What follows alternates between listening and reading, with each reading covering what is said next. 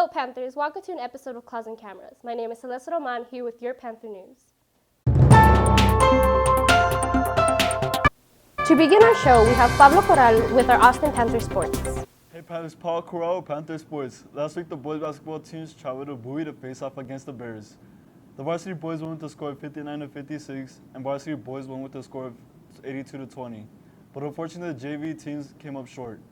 However, the JV boys redeemed themselves when they played against Orneo this past Saturday in the YISD tournament at Parkland, when the Panthers were down by 3 points and Marcus Cruikshank hit the three-point buzzer beater to send the game into overtime.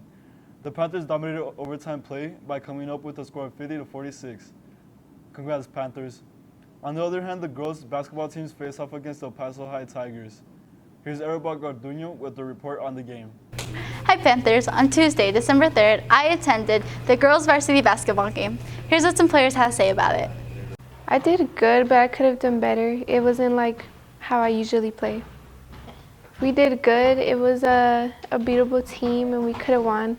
It was just free throws. But by working as a team, not turning over the ball, making our free throws, and just better chemistry. Just make better passes, not crack under pressure, make my shots, and just play better overall. Our free throws, we were tied, but because of the free throws, we lost by 8 points.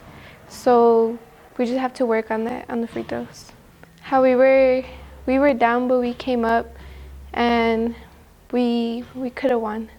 They did pretty good. Like last year, we didn't beat them very well, but they did pretty good. To stay on the varsity team, to push myself, to keep going to practice and understand what the coach is telling me to do. We weren't making our free throws, we were making our shots. That we almost beat the Tigers. Have a great day, Panthers. Now on to wrestling. The wrestling teams had a tournament at Del Paso Coliseum on Saturday, Now on to wrestling. The wrestling team had a tournament at Del Paso Coliseum on Saturday, December 7th. We were able to catch up with a couple wrestlers. Let's see what they had to say. I didn't do as well as I thought I would do, but it went pretty good, I guess. I want to win state.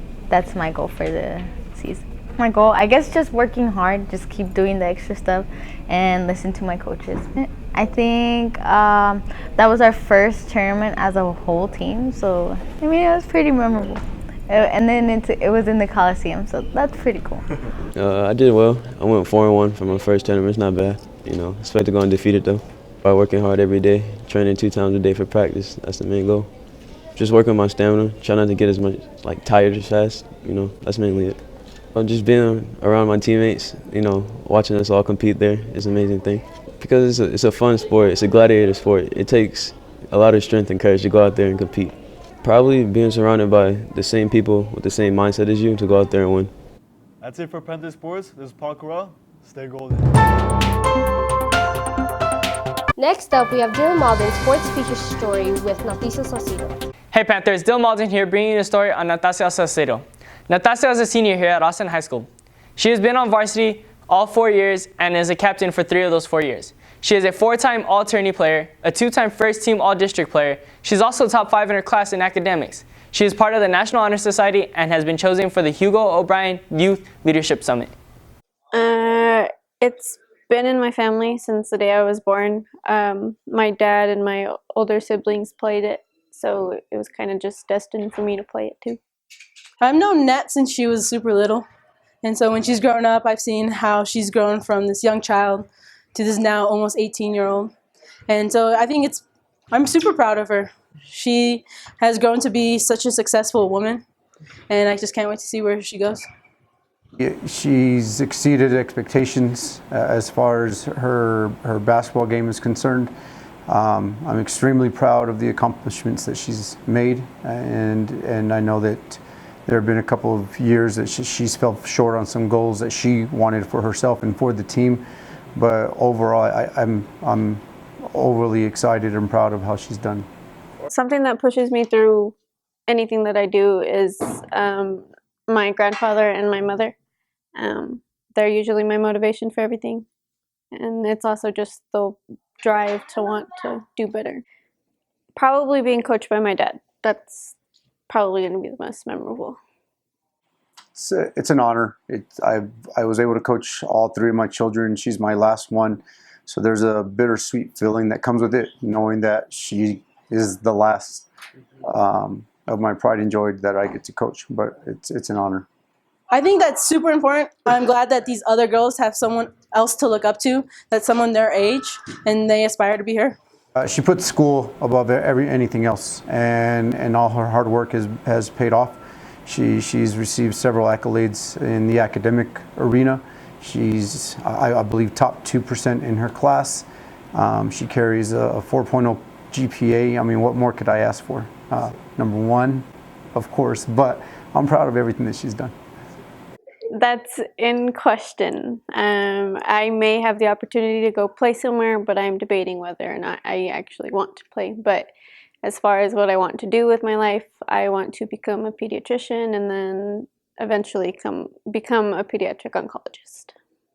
Thank you, Panthers, and remember, stay colossal.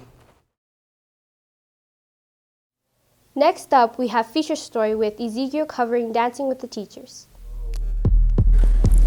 Hey Panthers, today we interviewed Miss Aguayo for Dancing with the Teachers. Here's her, a teacher and a student that participated in this event. Oh, I think they were amazing. I absolutely loved what each and every one of them did and brought to the show. I must say, Mr. Oliver just completely blew me away. I saw something different from him, so much more personality, so much more energy on stage that I didn't see at practice, so that just blew me away. I loved it. I had my own prediction, and I predicted that Mr. Romero was going to win. I predicted that he was going to win based on different elements, but when I saw that we were the last two there, I'm like, oh yeah, he's got it in the bag. I was like ready to clap, like, okay, yay. And then when I went, I'm like, what? It wasn't what I was expecting. So it was a very nice surprise. I think they did really well. They were all very dedicated, and they made sure that they put on a good show for everyone. But I feel like overall we all had fun, and we all put our 100% of our energy on that dance floor, including the teachers. I think the judges did a good job at judging the teachers' energy, the teachers' facials, and the teachers' small bits of technique. I think the crowd was really supportive of the teachers. I think that the teachers feel more comfortable being open because they've never been vulnerable like that and dancing in front of a whole crowd. Thanks for watching, Panthers. See you next time. And that's it for today's new show, Panthers.